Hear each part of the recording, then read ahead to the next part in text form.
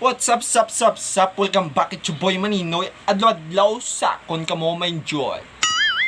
Antis ta umpisahan na nga to naman topic subong adlaw mga kamaninoy. Iyada ka mga kayudi Pokemon, no? Shout out lagi anay si Marcia Gale Strassi kag si Jania Ikagalaraga, no? Shout out na sinyo mga iyada, no? Halong always Maninoy. Love you all, mama, chup chup.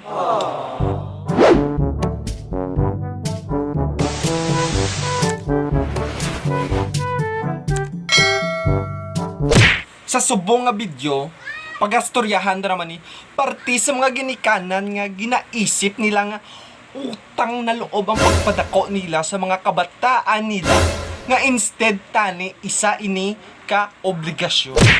Mga tiyoy kag tiyay, ginahimo nyo na nag-love making ka mo or nagtototot ka mo, nagresulta sang bata or mga kabataan nyo. Oo, obligasyon nyo magbaka-baka ng mga budlay para sa bata or mga kabataan nyo. Obligasyon nyo man nga tuduan sila sang mayo nga pamatasan. Pero, depende na nagaling sa mga kabataan kung i-adapt na nila. Obligasyon nyo man pa eskwelaho ng mga kabataan nyo para magmayo ilang nga buwas damlag. Yo, di Pokemon! May ara gidya nga ginikanan nga kitid-kitid ang ulo. Ginapaminsar nila ya. May utang ang mga kabataan nila sa ila, like sang pagpadako, pagpakaon, kag pagpaeskwela.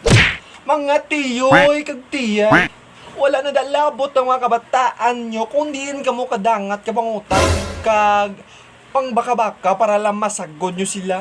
May mga ginikanan gidya, pag ginasumbat nila sa mga kabataan nila ang siyam kabulan niya pag-antos. May ara pag gidya maginikanan nga gahaboy sa mga tinangga like sang kumalaan ko lang tani, amo ka na magdako. Tani, gintulon na lang ka kag wala kag ginpalupok sa sulod. Dari chill.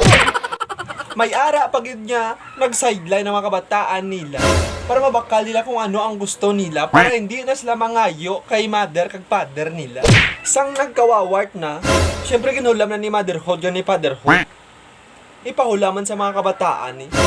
Pag kung manukot na gani ang mga bata, ang mga kabataan, isame nila ya. Sukton mo ko? Sukton mo ko? Ang ginhulam ko simo? Kung sukton ko bang siyam kabulan niya pag-antos ko simo, kagambagdako ko simo? Daw, ginapamuka pa nila nga may utang ang mga kabataan nila sa ila. Instead, tani, nga isa ini ka-obligasyon. Kasakit pa minsaron. Pero mas masakit pagid sa balatyagon. Gusto nyo sila nga mabuhi sa kalibutan. Pero wala ka mo nila ginsugo nga magtotototot or magampang-ampang kalayo mag-ibunag nyo sila sa kalibutan. Wala ko ni ginatanan.